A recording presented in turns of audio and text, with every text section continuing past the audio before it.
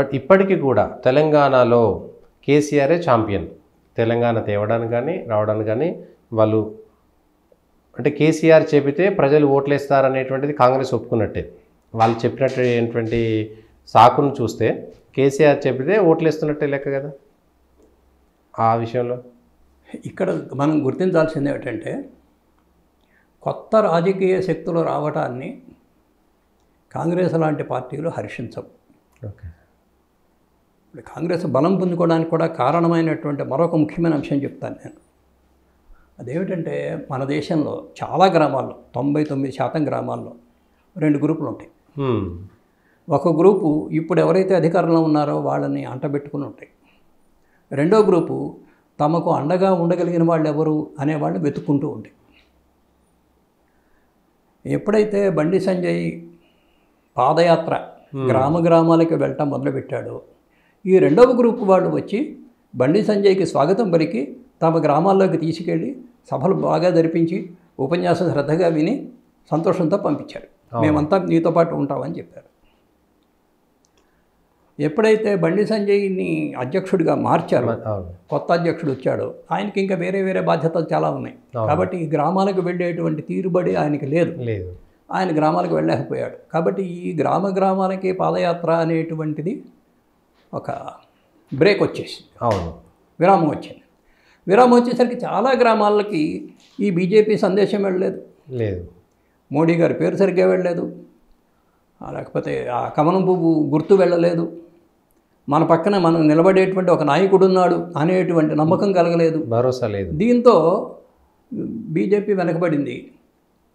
ఆ దిశలో అనుభవం ఉన్నటువంటి వాడిగా దూకుడుగా వచ్చినటువంటి రేవంత్ రెడ్డికి ప్రయోజనం కలిగింది. అవును. ఇప్పుడు తెలంగాణలో మళ్ళీ ఇప్పుడు కేసీఆర్ని పెద్దవాడిని చేయటం వల్ల కాంగ్రెస్కి వచ్చే నష్టమేమీ లేదు. అంటే కేసీఆర్ శకం ముగిసిపోయిందని మనం అనక్కర్లేదు, అనటం సమంజసం కాకపోవచ్చు. కానీ మొత్తం మీద ఆయన కొంచెం శక్తి ఉడిగిన వాడే ఇవాళ, అంతే, తగ్గిపోయింది. కాబట్టి శక్తి ఉడిగిపోయినటువంటి వాడిని పెద్దవాడిగా చేయటం వల్ల పార్టీకి వచ్చే నష్టమేమీ లేదు. ఆ స్థానంలో గనక వీళ్ళు గనక ఒక బండి సంజయ్నో ఒక ఈటల రాజేందర్నో లేకపోతే ఇంకో రుద్రమదేవినో ఆటపర్సికి వాళ్ళని పెద్ద చేశారనుకోండి, తెలిసి తెలియక వాళ్ళ ప్రాముఖ్యంలోకి వచ్చారనుకోండి, అప్పుడు కాంగ్రెస్ వాళ్ళకి కింద అడుగు ఊడిపోతుంది. అందుకని ఆ పొరపాటు చేయకుండా ఉండటంలో భాగంగా కేసీఆర్ ఆయనకి చాలా పలుకుబడి ఉంది, ఆయన అనుకుంటే ఏదైనా చేయగలుగుతాడు, ఈసారి కాంగ్రెస్ని గెలవకుండా చూడటం కోసం బీజేపీని గెలిపించాడు అని చెప్తారు. అంతే, అదే జరిగింది కూడా.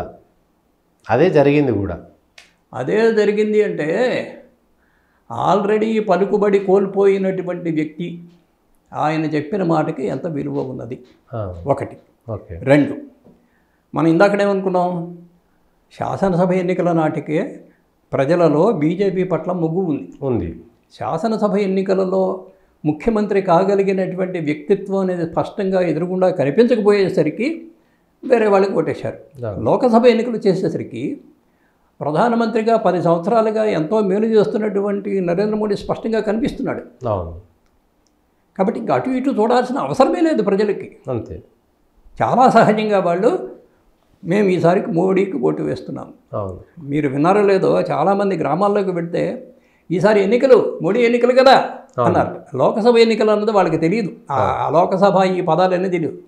కిందసారి కేసీఆర్ ఎన్నికలు, ఈసారి మోడీ ఎన్నికలు అనేటువంటి పద్ధతిలో మోడీ అనేటువంటి ఒక గుర్తింపబడినటువంటి ఒక శక్తి, ఒక వ్యక్తి ఎదురుగున్నా ఉండటంతో ఎక్కువ ఆలోచించకుండానే, అంటే కొంతకాలంగా తెలంగాణలో రూపుదిద్దుకుంటున్నటువంటి జనాభిప్రాయం ఏదైతే ఉన్నదో అది ఒక రూపానికి వచ్చింది.